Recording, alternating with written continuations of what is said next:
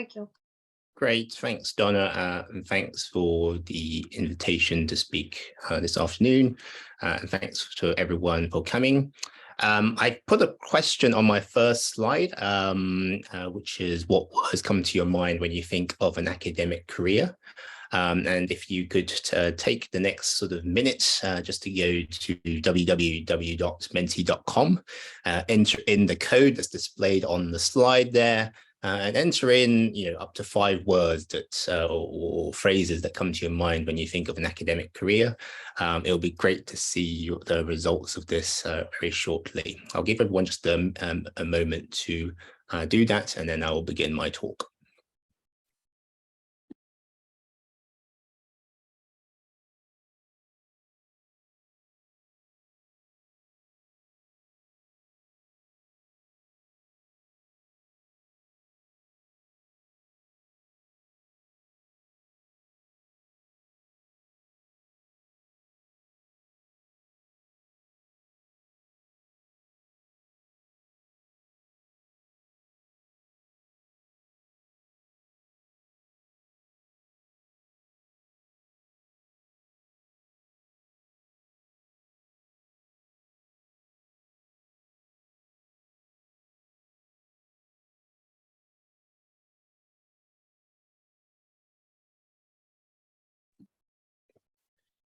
Okay, so hopefully while everyone's kind of busy doing that in the background, I'll begin my talk today. As Donna said, if anyone has any questions, feel free to pop them in the chat or raise your hand, and Donna will refer those on to me. Unfortunately, whilst I'm presenting, I can't really see what's going on in the chat or if there are any raised hands. So, but Donna will be around to point those out. So feel free to interrupt me at any time during this talk. So I'm going to be talking about academic careers in health data science. I'm going to be using some of my own personal experiences and thoughts on academia during this talk, and trying to describe what academia is for those of you who aren't necessarily familiar with what an academic career might involve, and also giving you some specific pieces of advice or examples which are relevant to those of you thinking of a future career in academia doing health data science. So just a quick introduction to myself, as Donna has introduced already. I'm a professor of artificial intelligence at the University of Oxford. And what does that mean? That means I do research into a range of areas linked to artificial intelligence or AI. One of the main things I do is a lot of maths and computational science. So I develop a lot of algorithms to solve various types of problems. And what types of problems do I address? I mostly focus on ovarian cancer or cancer in general. So we're looking at collecting tissues from patients, particularly with ovarian cancer, examining those tissues, typically using genetic sequencing technologies, and trying to understand why some cancers are resistant to treatment and some are not, for example, and why some patients survive longer than others. I'm also interested in things such as antibody design and the design of therapeutics that might be used to treat various diseases, including cancer. And more recently, I've become interested in things related to women's health as well. And I'm based in the Department of Women's Health in Oxford. Alongside my main job at Oxford, I also, as Donna's pointed out, I direct the Health Data Research UK PhD program, and also the Biomedical Vacation Scholar Scheme, which one or two of you on this call are part of. And I have a the reason why I'm interested in giving this talk is because I have this long-term interest in career development and education of young people. Which is somewhat ironic because I never really planned myself on doing what I do now. And the reason I have that picture of Pixar logo in the bottom right-hand corner is that when I finished my A-levels when I was about 17, 18, what I really wanted to be was a computational graphics artist. And somehow I ended up doing the work that I'm doing now after starting out thinking about going and doing an artistic career.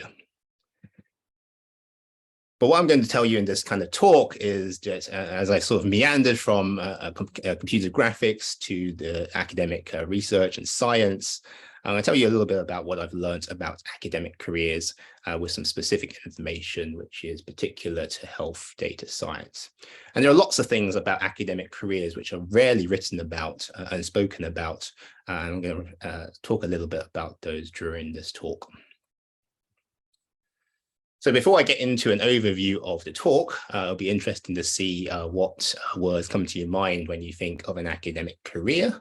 And hopefully some of you have been able to log into Menti and share some of your thoughts. I am going to stop sharing now, and Donna is going to reveal some of the results.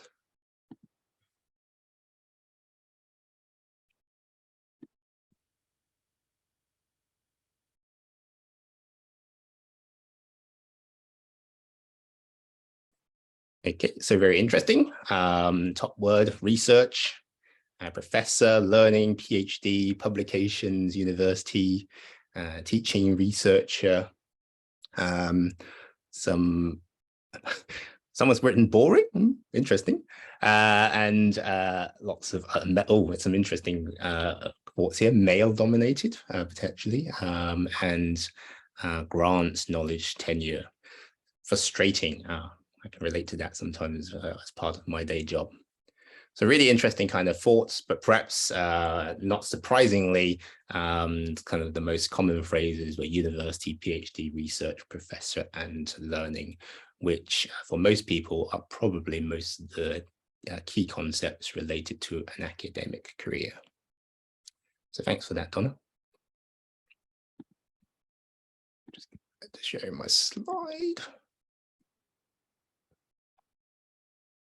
So thanks for those thoughts, everyone. Now I'll move on to giving you an overview of what this talk is going to be about. So what I'm going to be talking about over the next sort of 40, 50 minutes is I'll first introduce the stages of an academic career and the pathways that are involved in progressing in academia. I'll briefly describe to you what an academic does, and I'll do so in from the perspective of an academic who's been doing the job for quite a while now. And I'll also talk about where academics work as well. And it's not quite as kind of simple as what you might have thought about before. I'll also give you a little bit of an insight into what happens behind the scenes. Many of you have been students and you see one aspect of academia, but there's also an awful lot of work that happens behind the scenes as well that as students you don't see. And finally, I'll end with some things to think about whether academia might be a career path for you and what things that you might want to consider in making that determination. So even if you're not interested in an academic career, there's some really, hopefully some really useful information as part of this talk that you might find helpful. You may not be interested in academic career, but during your future careers, particularly if you follow health data science as a career, you may be interacting with academics. So understanding how their careers work out can give you a little insight into potentially how you might want to work with them in the future. So I'll first start with the stages of an academic career. And so here on the right-hand side is a little pictorial illustration of a very classic academic career. You start with undergraduate studies. You might then move on to a master's degree, and then might go on to study for a PhD. And all these form the study part of a career. Once you've completed your PhD, you might take up employment as what is known as a postdoctoral researcher, which is your first job after obtaining your PhD. And after some years as a postdoctoral researcher, you might attain a job known as a lectureship, where you might be involved with various types of activities, which I'll describe later. And as you progress through that for a number of years in that lectureship, you might eventually obtain various types of promotions and eventually become a professor in your particular field and subject. What's kind of interesting is that there's no kind of standard or formal academic pathway that exists that actually, sets out all these different kind of steps. It's actually somewhat informal and depends on the place of employment where you are based as to what the stages exactly are. But informally, most academic careers follow this kind of route map that I've shown you on this slide. And in the UK, the study period typically involves about 7 to 10 years of formal study. It really depends on exactly what it is that, what subject areas that you follow and how long individual degrees are. And the period of time that you spend as a postdoctoral researcher also varies as well, depending on your field of studies. In some fields of study, it can be quite short. In other fields of study, it can be quite an extended period of time. And after that period of postdoctoral experience, what most people start to look for when they look for a lectureship is essentially a first permanent university or other research organization appointment. I've said that a PhD is typically required, but actually it's not strictly necessary. It depends on the discipline that you're involved with. For example, in engineering, which is the background which I come from, sometimes it isn't necessarily to actually have a PhD. You can substitute many years of industrial experience in lieu of a PhD, simply because if you've got experience out in the real world of, for example, building buildings, that can take the place of academic study in terms of an academic career. So just a quick question for the audience, and feel free to post in the chat. A question for people right now is, at what stage do you think an academic career begins? Which of these 6 boxes?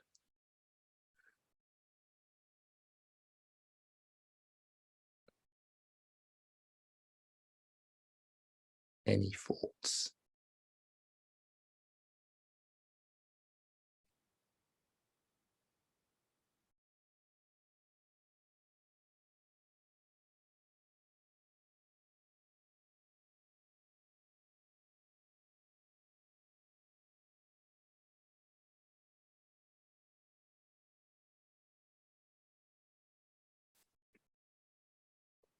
Donna, what's sorry, yes, the sort of majority say, including me apparently, PhD, and there's some for undergraduate, someone's put postdoctoral.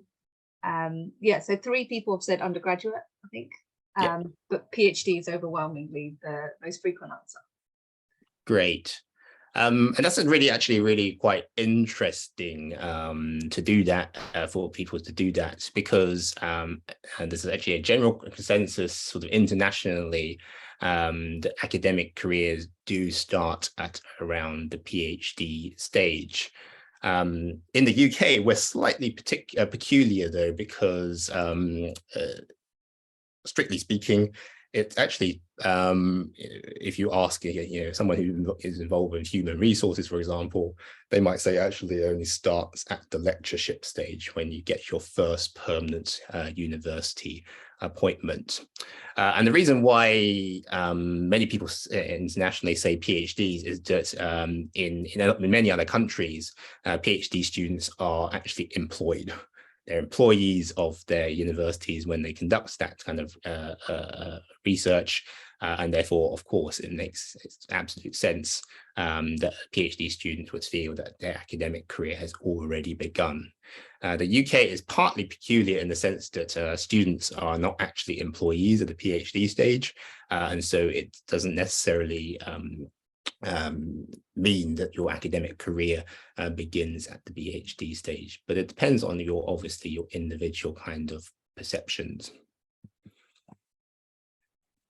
In this talk, I'm mostly going to focus actually on the latter stages of this career pathway, simply because there's actually a lot of information out there about PhDs and postdoctoral kind of research positions, but relatively little information about the later career stages and information and decision-making that might be involved in those latter parts of the career pathway. So just to give you an illustration based on my own career, I studied engineering as an undergraduate, then did my PhD in statistics. And after I finished my PhD, I took 3 years to do a postdoctoral research role. And that postdoctoral research position was based on a fixed term kind of contract. And it wasn't until I got my first lectureship at Imperial College way back in 2011 that I first got my first permanent role. And many people, as I said, might consider that actually, that's really the beginning of a sort of full-time academic career, because up until that point, everything was just on a sort of a finite fixed-term basis. And I've been following this type of career ever since, and progressing through the ranks. And it's actually, looks very, very standard. I've followed a relatively boring academic pathway. The only thing is, which is slightly unusual in terms of my career history, is that I've moved around quite a bit relative to most academics. And what you might find when you follow academic careers and see people who have been in academia is that often academics tend to move around less than their industry equivalents. Although that is now changing in the current day. So I've talked about the different stages of the academic career pathway. So what does an academic actually do? And some of you have sort of pointed that out on the earlier quiz that I asked about earlier. So what does an academic do? Most of you pointed out research, and absolutely that is one of the main reasons most people go into academia to do research.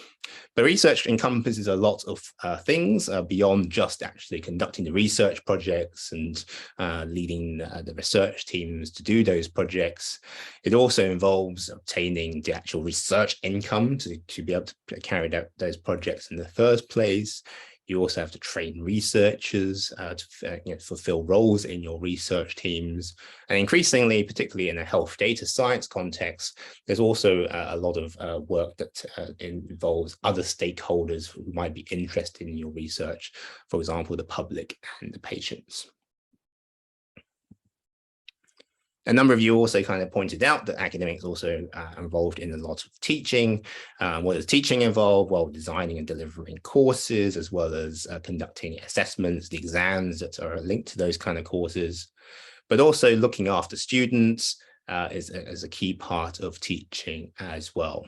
And increasingly these days, academics are required to be a bit more like school teachers and need to follow professional training and acquire qualifications in teaching. It hasn't always been the case, but in recent years, it's been highly encouraged and in some cases compulsory for new academics to obtain formal teaching qualifications as part of the early part of their academic career. The third thing that academics do is the things which are linked to business and administration. And this is essentially contributing and leading the running and management of the academic institutions that they belong to. Some of this is related to generating income for the institution that you belong to, but also taking part in the various business processes that go on in your organization. And I'll talk a little bit more about this later on. But on the first topic of research, where is research done? And most people would automatically think about universities as being a place where research is being done. And in the UK, it is true that the majority of academic research is conducted within universities. However, there are also other places where academic research is done. And there are things which are called research units or centers or research institutes, which are embedded within universities, but they are able to sort of act semi-autonomously because they have a separate funding source, which enables them to operate in a standalone kind of form, separate from the way the university in which they're hosted works. So these research units may have funding that comes from various kinds of charities or other sort of government sources. So if you've ever seen an advertisement for an MRC Centre or Wellcome Centre or some kind of Cancer Research UK Centre, these are essentially units or groups of people who are working within a university, but they have a lot of autonomy over what they do. And I'll describe what that means in practice slightly later on in this talk. There's also research being done outside of the university system, and there are lots of publicly funded research activities which occur in big institutions, and for example, Health Data Research UK is one of them, but there are also places like the Francis Crick Institute, the Wellcome Trust Sanger Institute, the Alan Turing Institute, as well as various other publicly funded government agencies across the UK where academic research is being done. And these operate outside the university system, although many of them do interact with the university system directly. So research can be carried out in a variety of different environments. Universities are the main place, but there are also other places where research is being done. And what is the difference between doing research within a university or as part of these other non-university research institutes? So this is a sort of a table that sort of describes the kind of main kind of differences.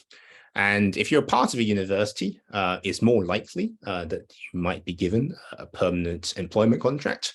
And by permanent, that means that there's no fixed term, there's no end date by which your employment will necessarily end. The university will continue to try and employ you for as long as it can. But university-based academics typically must balance research with teaching and administrative duties in some form or ratio that is obviously dependent on their individual circumstances and the organization that they're based upon. And if you're based within a university, you can only really do research if you're supported with external grant funding, or at least you can only do research that is costly when you're supported by external research grants that you must apply for. But the key thing about universities is because there are lots of them and they cover a large range of subjects, there are relatively lots of opportunities in many different areas to do research. In contrast, a research institute, as I said, has its own sort of stream of income, which is externally provided. And what that means is that if you're employed by a research institute, you don't necessarily have to go out and get research income of your own. It already comes into the research institute and is distributed within it amongst the researchers. So they provide core funding for research programs. And because these institutes are dedicated towards research, there's often minimal or no teaching or administrative duties, or there are a separate body of individuals who are responsible for those, and leaving you as a researcher just to focus on the main task of interest. And that sounds really great, but the caveat is that your employment is technically, for most research institutes, actually just fixed term. Your employment can only exist as long as the research institute exists. And what happens with most research institutes is that they're periodically reviewed, potentially between every 5 to 10 years. And every 5 to 10 years, the research institute's funding, wherever it comes from, whether it's a charity or government, will either be renewed and the institute can continue to exist and your research program can continue to exist for another 5 to 10 years, or there may be a decision to actually end the existence of the institute. And at which point, of course, that also means that your employment also with that research institute comes to an end. If your research institute is based within a university, it's possible that you may be absorbed back into the university. But if you're outside the university system, you would be in a situation where you would have to be looking for a new job. So it comes with a huge amount of benefits in terms of having sort of maximal time to do research and minimal teaching or administrative duties. But there is this caveat that employment is dependent on the research institute existing.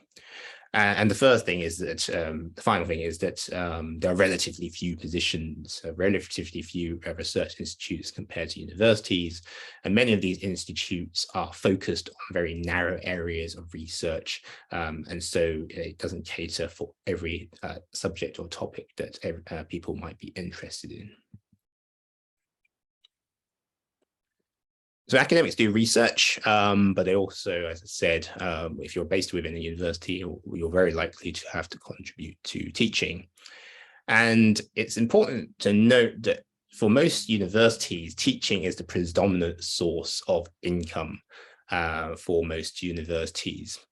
For new academic lecturers who are coming into universities to teach for the first time, often there are, many like myself are somewhat unprepared for the demands of formal teaching responsibilities. Those of us who've done some teaching at the PhD stage or postdoctoral stage, we contribute to sort of classes, do some marking, but the overall responsibility of delivering courses and making sure that those courses are correctly implemented and evaluated doesn't fall on us until we become lecturers. And so sometimes that's when you transition into that sort of permanent position or those first lectureships, the demands of formal teaching responsibilities can be quite heavy. And because teaching is the predominant source of income for most universities, it's the thing that for most academic lecturers, it's the thing that you must do. You're kind of paid to do this teaching.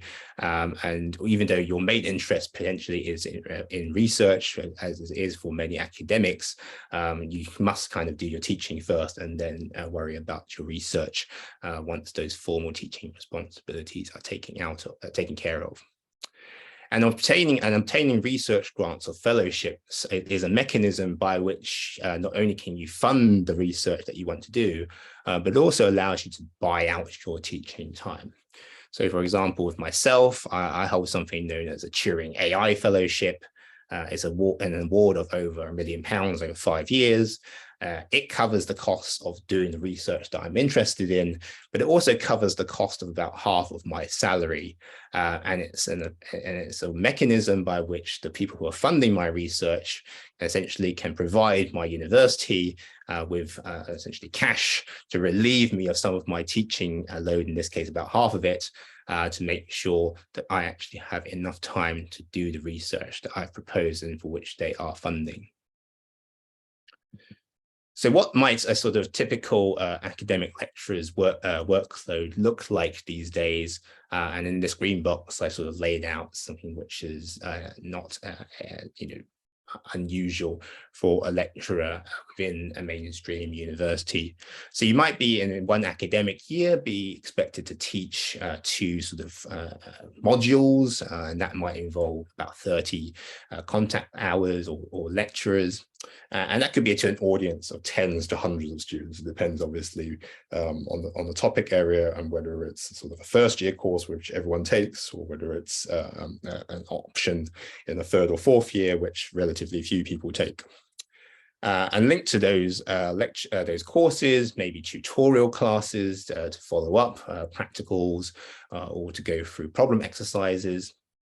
And linked to each of those courses, of course, you'll be setting and marking any associated coursework assignments, and also any examinations that are used to assess those courses. Separate to the sort of the teaching of these courses, you might also be responsible for tutorials involving groups of students. You might have one group per academic year, one group of first years, one group of second years, and one group of third years, for example. So you might have tutorial groups across the different year groups. Whether those tutorials happen or not really depends on the course design and department that you belong to. And during the academic year, you could also be supervising between 2 to 10 undergraduate projects and between 2 to 10 master's projects in the summers as well, depending on the numbers and departments upon which you are based in. And for all of these, of course, you are, as the academic, responsible for responding to all academic inquiries from students related to any of these. So it seems like quite a kind of frightening amount of work, and you can imagine that sometimes that's why for those of you being students or currently are students, why your lecturers or professors can look a little bit stressed at times, because there's an awful lot of work to be done, potentially covering a very large group of people. And all of this excludes any sort of student teaching and supervision that you might do of PhD students. It's mostly focused on undergraduate and masters. So having said that, you might think, why teach? It sounds like a huge amount of work. But the reason why you want to teach, or you might want to take part in academic teaching within a university, is that most successful universities can guarantee its teaching income. And therefore, if you get a lectureship, which is teaching linked within a university, that position can be made permanent. And of course, that's potentially very attractive from a personal point of view, because you have job security. Universities can offer something known as soft-funded research positions, and these are jobs which have no or reduced teaching load and allow you to focus primarily on research. So you're not part of some kind of research unit or research institute, but the university can still offer you a predominantly research-only position, which is known as soft-funded. And the reason why it's known as soft-funded is because it's incumbent on you as the person in this position to bring in enough grant income to effectively pay your own salary. And that can be, really attractive if you're confident and feel that your research and ideas that you have are attractive enough to consistently bring in that grant income. Or it could be quite scary because there's no guaranteed job security. If you don't bring in enough grant income, you can't pay essentially your own salary. So whether you would an individual would be willing to take a soft-funded academic position is really a personal choice about the acceptable level of risk for the lifestyle that you wish to maintain. So using myself as an example, when I was previously in Oxford, the first time around, I was an associate professor at the Wellcome Trust Centre for Human Genetics. This was a soft-funded position. I had no teaching responsibilities. I was doing research only, and I had funding for that period between 2013 to 2018. And it was one of the most productive periods of my life. And I took on many great PhD students and postdoctoral researchers, did a lot of great stuff, and really sort of laid the foundation of my later career because I could focus entirely on my research. And even though my work was only funded until 2018, the outputs of that period, pretty much lasted for years after that, right through and until like 2020, 2021 as well. There were still out research publications arising from the work that was done 5-6 years earlier. Chris, However, we have a question. Yep. From Ziren. Is there pressure to keep publishing research work to remain relevant? If you are in a soft-funded position, there is definitely the feeling that you do have to keep publishing in order to get the next grant. in order to then pay your own salary. And that's why I said, although teaching can be quite heavy in terms of workload, that, if I teach these 2 courses every year, my salary is taken care of, my university is happy, and I'll keep my employment. And if I don't publish too many papers in any one particular year, it's not going to be a big hit on me.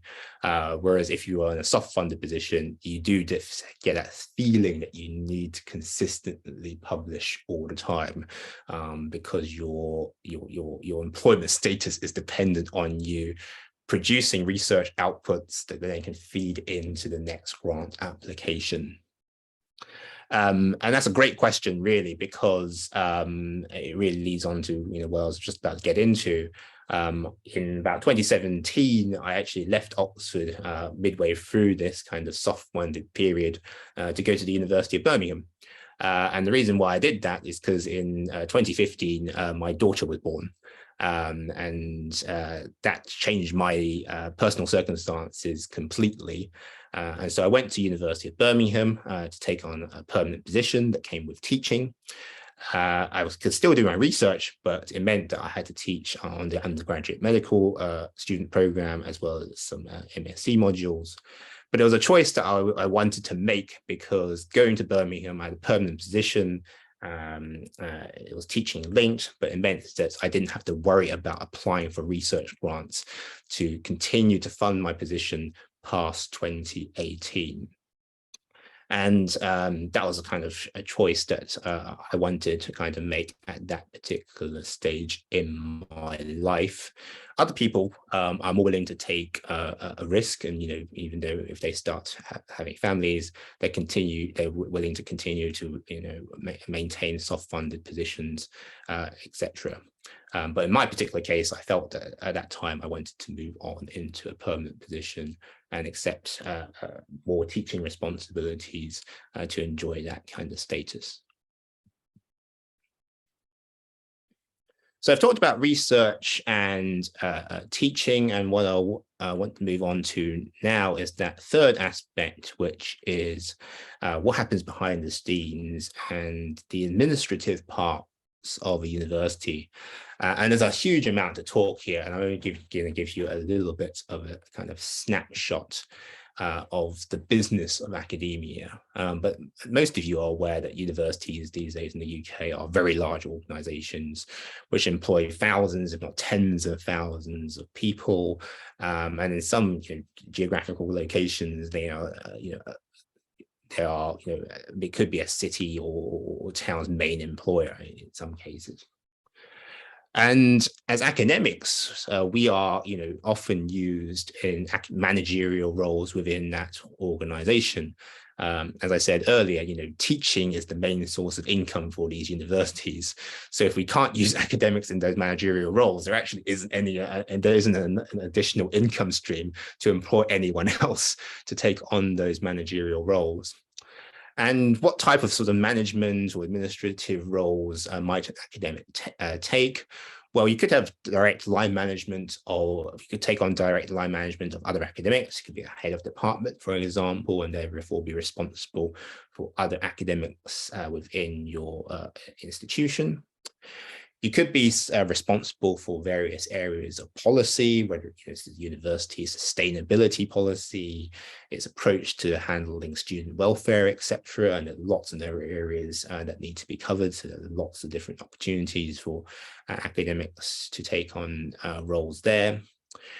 You could be more outward facing. You could be the person responsible for talking to various forms of industry, both to stimulate research collaborations, but also to set up career opportunities. So if any of you have ever used University Career Service and seen that a company is advertising opportunities for your particular year group or cohort, very likely that an academic was involved at some stage in the years previous, negotiating with that company to bring that unique opportunity to your particular institution.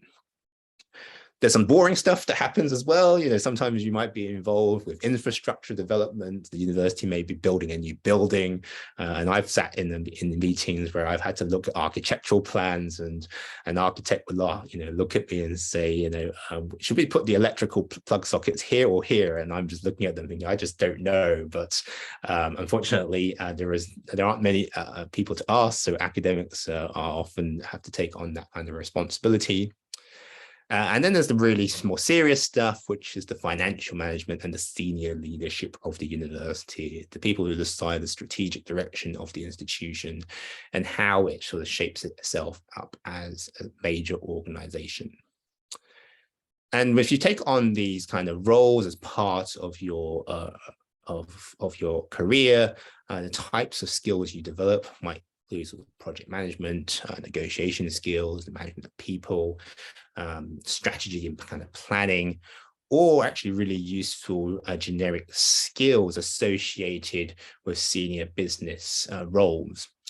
And so if after following a sort of academic career for a while, if you've taken on some of these managerial roles, you actually are really well set up to actually make a move into non-academic careers at quite a senior level, simply because you just have these experiences and skills which are part and parcel of being a senior business leader in non-academic industries. So it's not actually unusual sometimes to see senior academics suddenly, leave academia and insert themselves into a non-academic career in quite a senior role and taking on responsibility for similar types of issues in other organizations. But there's also lots of kind of smaller, low-level things that academics are involved with, which are related to kind of the business of academia. And one or two of you are on the Biomedical Vacation Scholarship Scheme, and I'll briefly talk you through the bits of that scheme that you haven't seen before. And so when we set up this Biomedical Vacation Scholarship Scheme in the autumn of last year, it was really myself to start off with, and then Donna came on board later on with a very small sort of team from Health Data Research UK's training team in support. And what we wanted to do way back in about October 21, we both pretty much started from a blank sheet. We needed to define the program. We need to create, once we've defined the program and what the program involves, we need to create a contractual framework, work with all the people, the hosts, potential interns, the funders, to make sure that what we were doing was going to be financially and legally and ethically sound. Once we had that in place, we had to source the hosts and the projects, and to design an application process that was adhered to, to sort of modern best practice in terms of recruitment. And then at that point, we then started to do the things that you see, which was advertise and market positions, assess the applications, make offers, agree the contractual relationships, make sure you guys are employed. And now we're in the process of kind of monitoring those of you who are taking part in those internships. And after those internships end, those of you can go back to your life as students, but we have to start gathering the information from the delivery of those internships, having to report to the funders, evaluate what we've done, and then we have to repeat it again for the next year with more places. Actually, we're going to be offering more places next year. And whilst we're going through all these things, there are questions from my management and my bosses above asking us, should HDR UK be really doing this program? How do we make it distinctive and not something that others have already done? Have we got the appropriate resources in place, and can we manage it with such a small team? And how do we know that we're doing well? So if you worked in industry before, or are currently working in industry, you'll hear about the term key performance indicators, or KPIs. And we have performance indicators that we have to kind of think about to make sure that what we're doing is worthwhile ultimately. And we also have to do a lot of stakeholder engagement. We have to work with a number of people, in this case, the Wellcome Trust, who fund the scheme, but also the various hosts, and working with them to make sure that they're happy and able to offer the projects that the interns take on, and to make sure the interns are happy with their kind of placements. So there's a huge amount of work, even for what seems like a relatively simple scheme, the vacation scholarship scheme, that needs to go into, that needs to be thought about. And often that is led by individuals like myself who are academics. And we take on these responsibilities both because they're interesting things to do, but also because it's as part of the organization, we have to take on these roles because our funding streams don't allow us to outsource it to anyone else. So I'm going to start wrapping things up in terms of this talk by giving you some things to think about in terms of academic careers and whether it is for you. So someone's already asked about papers, and one thing when we talk about any type of career, people are concerned with career progression and how we progress with our careers. And when it comes to academic careers, most people tend to think about research publications. And the more research publications you have, the more likely it is that you're going to be successful and be able to progress from being a lecturer right through to a professor and winning further accolades. And to a very large extent, research success is an important part of career progression in academia. But just to say also that increasingly success in teaching and administration is also being recognized. So if you get strong student satisfaction with your courses, that's a really good thing. If you're able to come up with a course or module that attract students to your university and increase teaching income, that's also a good thing. If you're able to attract industry to sort of support or sponsor work within your university, that's a great thing. And if you're really prepared to do things which are, related to organizational change, for example, supporting the implementation of a new, financial or accounting system within the university, that will also be recognized as something, that is an achievement and worthy of contributing to your career progression. So academic promotion these days is no longer strictly tied to the traditional measures of academic success, which is traditionally purely been about research output. We have a question. Sorry, Chris. Yep, go ahead. It's actually echoes something I actually want to ask you. So Mustafa says, you appear to be happy with what you're doing. What is the most challenging area of your career? I would defer that until the very end, if you don't mind. I've got a slide on that. So if you hold tight, I'll talk about that later on. But one thing I wanted to talk about as part of this talk, which is actually I didn't realize until I encountered it myself, and it's particular to health data scientists, is which department you're going to be based in, and your career and your experience of your career, academic career, can differ depending on which department you're based in. And the reason why is because as a health data scientist, you can actually sit in two different streams of the academic world.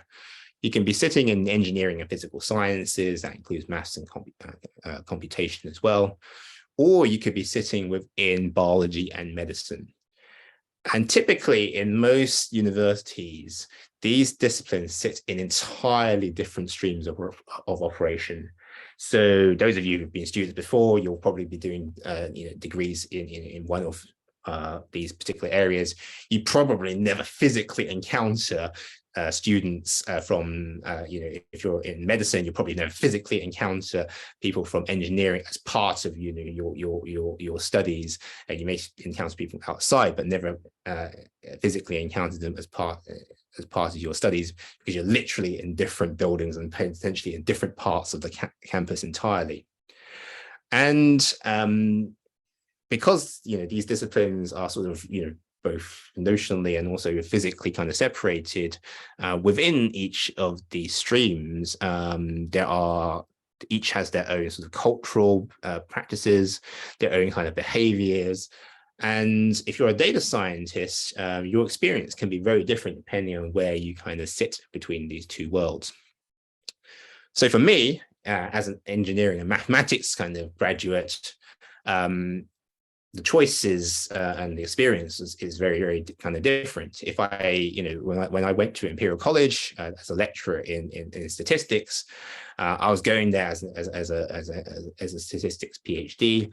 So I'm expected to contribute to the teaching of the department and contribute at quite a high level, because my academic experience lends itself to teaching within that department,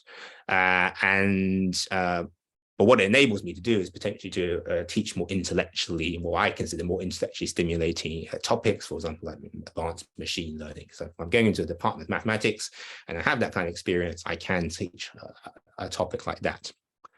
And if I'm based in the maths department, for example, I might have access to more relevant PhD research students who also themselves have similar background to me, and we can find problems to kind of work on as part of these research endeavors.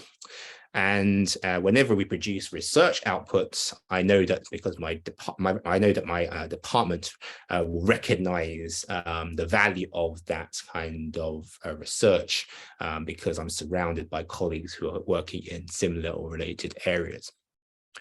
However, as a sort of engineering and mathematics graduate, I've also been working in departments which are linked to biology and medicine as well.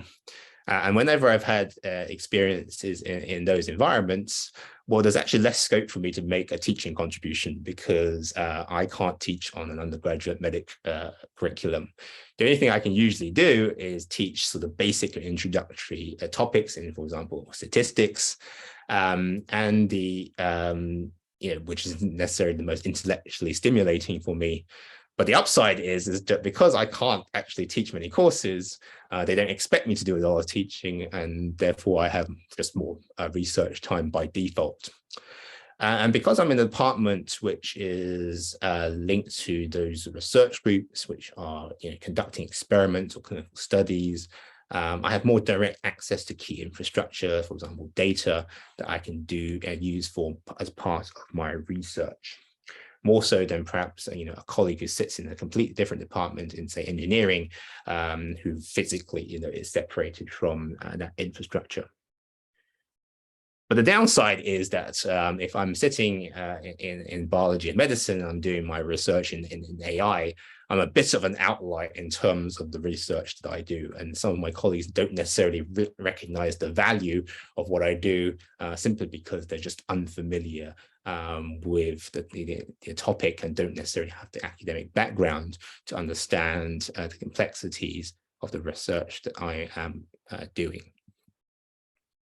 And so this is a dilemma for many sort of health data scientists, which is shared across with anyone who works in sort of multidisciplinary subjects, is that in health data science these days, large projects often involve teams, and these teams might include clinicians, biologists, the data scientists ourselves, and as data scientists, we may be carrying out different types of statistical analysis, modeling, software engineering.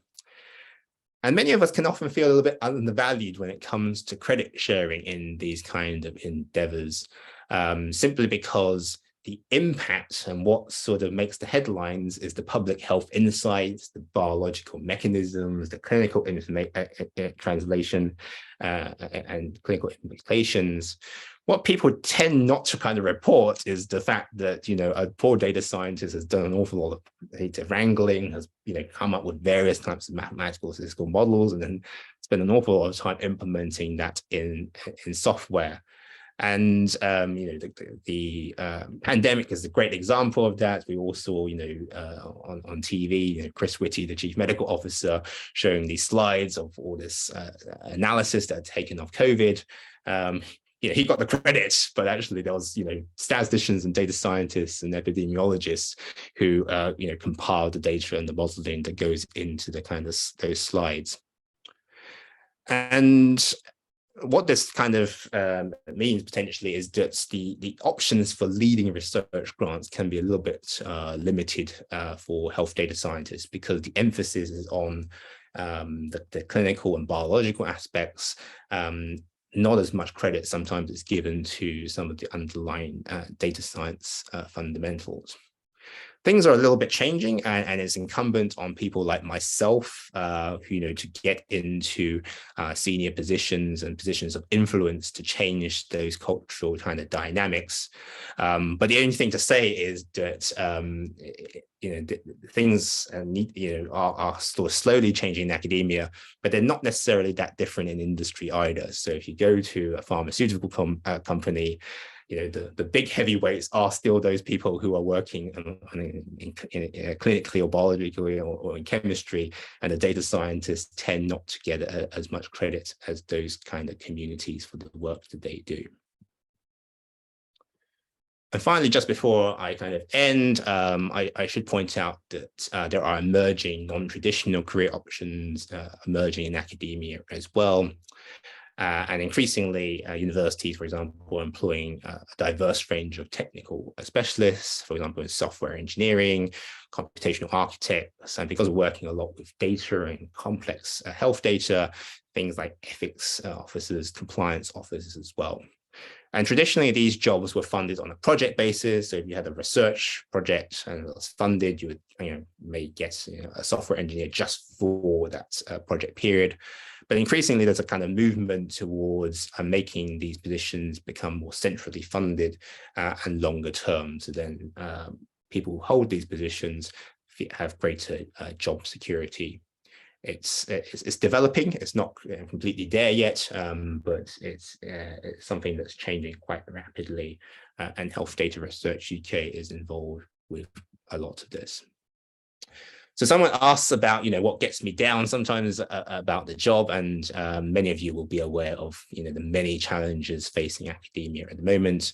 If you've been studying over the last few years, I'm sure you've experienced, the various lecturer strikes, many of which have been motivated because of the pressures on university pension schemes. We're all facing cost of living issues at the moment. And of course, for example, PhD students suffer in particular because their stipends were particularly low in the first place, and those are not increasing with the rate of inflation. As an industry, we're also facing more pressures than ever before because there is more interest in hiring health data scientists or data scientists in general in other parts of the job market. And so academia is not necessarily seen as the number one place to do data science. And a lot has been written also about academic culture and how burnout, academics suffer from burnouts and having to do far too much work than is considered kind of reasonable. So there are lots of kind of challenges, and a lot of this ultimately comes from the fact that actually, like in other sectors, health, for example, there's just an increasing amount of demand for more advanced skills education and training, and more demand than can be satisfied by the provision that currently kind of exists. I can't offer you any sort of solutions to this, these kind of issues, but they are the things that we are kind of facing at the moment as a sort of industry.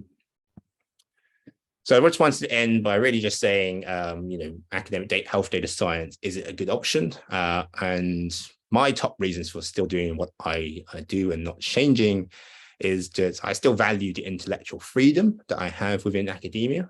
I still have lots of time for learning and reflection and following rigorous kind of processes in the research that I do. I'm able to design the research that I want to do, and I don't have a boss or a company who sets that kind of directions. I can still set those myself, and I can go to external funders to see if I can get that supported. And working in a non-profit environment, has its kind of virtues as well, in terms of allowing me to sort of research in kind of different areas, and for people not to react in a way where, they're thinking about, I might have ulterior motives for doing the work that I do. I also sort of really value working with early career researchers, the relationship I have with my PhD students and my postdocs is very much more of a student kind of teacher relationship, which I really greatly value, because I can feel like I can sort of have an honest conversation, intellectual conversation with my students and my kind of postdocs. And I don't, in that kind of relationship, unlike a sort of employee-employer relationship, my students can feel that, they can argue back against me and have and set their own kind of agenda for the research that they can do. And that's really quite a unique situation to kind of be in, that you won't necessarily get in an employment situation. And for the work that I do in sort of health data science, access to resources in academia is still sometimes actually better than out in non-academic settings. We have access to great people in terms of students and researchers. Still, people still want to do degrees, and that hasn't really changed. And there's good access to computational resources and data as well. And there are, in academia, we have access to some sources of data that is not possible to access in a commercial environment, and it stems from the fact that we're doing research for non-profit reasons rather than commercial reasons. So those are reasons why I'm still doing what I'm doing, but I'm still interested in continuing to do this. But like I advise any of my sort of students and research team, like in any profession, if the work no longer appeals to you, do change. There's this thought process in academia that academia should be a job for life. I've never been a strong believer in that. And it should be like in any kind of profession. If the work or the motivation is no longer there for you, do change and look at other options. But hopefully, after giving you this talk, you will have a interest in looking at academic careers, or if you don't have an interest in academic careers, you have a better understanding of those who work in this area than before. Thank you. Thank you very much, Chris. We have a question from Daniel. What's the role of a bioinformatics officer? So a bioinformatics officer is, you can think of them as a data scientist who focuses on typically molecular data sets. So data that comes from sequencing experiments, genome sequencing experiments, or any kind of other molecular technologies. It probably also has broader, it probably can have a broader remit than that, but that covers a lot of sort of bioinformaticians. They are people who support projects which are typically related to looking at understanding the biological mechanisms that underpin human disease conditions, or basic biology as well. Fantastic. I think that's all the questions in the chat. So I think we can finish this session. Thank you very much for taking the time, Chris, to talk to us about this. It's a very, very interesting presentation covering everything from research organization types to all of your personal sort of highs and frustrations. So thank you very much. Great, thanks for having me.